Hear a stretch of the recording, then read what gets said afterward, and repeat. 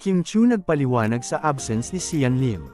Marami ang nagtataka kung bakit nga solong dumalo si Kim Chiu sa ABS-CBN Ball 2023 at hindi niya kasama ang long-time boyfriend na si Sian Lim.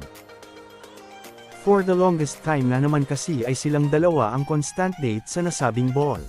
May mga nang-iintriga tuloy na baka raw hiwalay na ang dalawa, pero may paliwanag na si Chinita Princess kung bakit hindi niya kasama ang boyfriend sa nasabing event.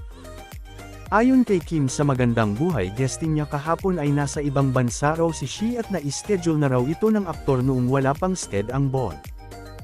Nasa India siya, kasama niya ang friends niya, nagmotor. Tapos nung na-schedule niya yon, sabi niya kailan yung ball.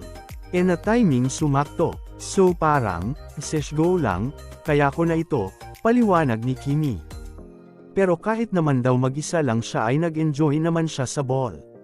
Sobrang saya ng gabing yun at saka everything went perfectly, say pa ng lead star ng Linlang. So, malinaw, hindi po sila hiwalay.